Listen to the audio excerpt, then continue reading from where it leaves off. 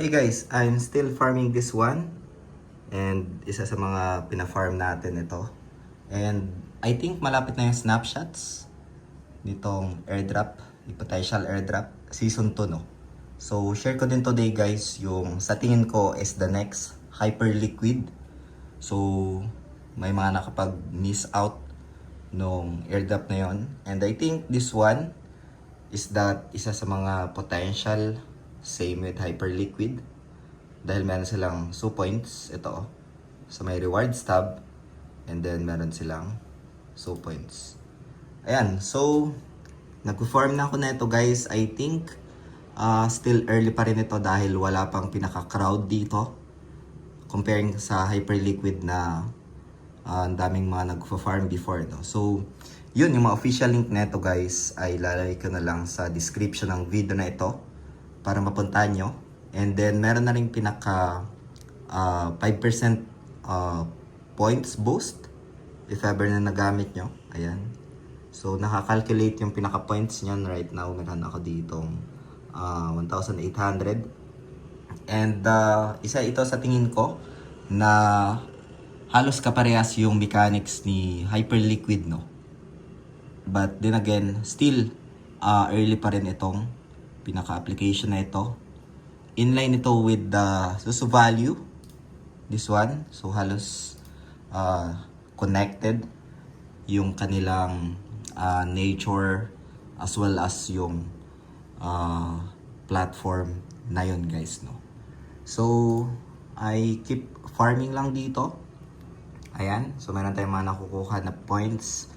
Kailangan mo lang dito na magkaroon ng volume for the points. No? Just like what happened kay Hyperliquid.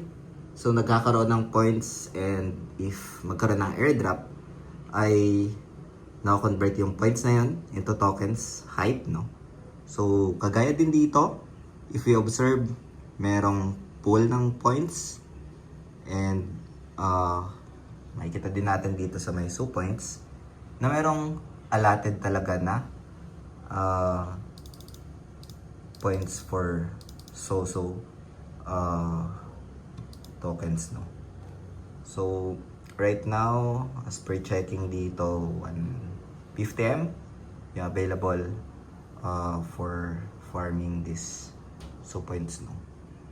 So yun, if na-miss nyo yung Hyperliquid, again I'm just sharing my experience and updates dito. Yung potential airdrop na kagaya din ni Hyperliquid yung mechanics. And kung meron kayo mga feedbacks, questions, ay tanong nyo lang sa comment section ng video na ito. Feel free to farm this one guys if you are interested. Punta lang kayo sa rewards once na ma-click nyo yung pinaka-official global link sa description ng video na ito para na rin makaiwas sa mga phishing links online as well as to get nung 5% na boost no. So ayan, as we observe, meron silang airdrop dashboard tapos coming soon na yung treasure. So right now, dito lang sa my rewards, dito, once na ma-select mo yan, 2 points lang. And mapupunta ka na dito. So connect mo lang yung Web3 wallet mo. Bali Web3 wallet lang dito like MetaMask, Karabi wallet, Phantom, yung available na Web3 wallet guys no. So yan yung mga points na nakuha ko.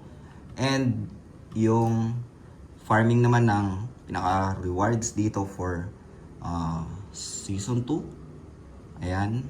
So yung mga official global link lalagay ko na lang sa description ng video na ito guys no. So yun lang for today. Hope you get some insights, updates dito for the potential airdrop guys no.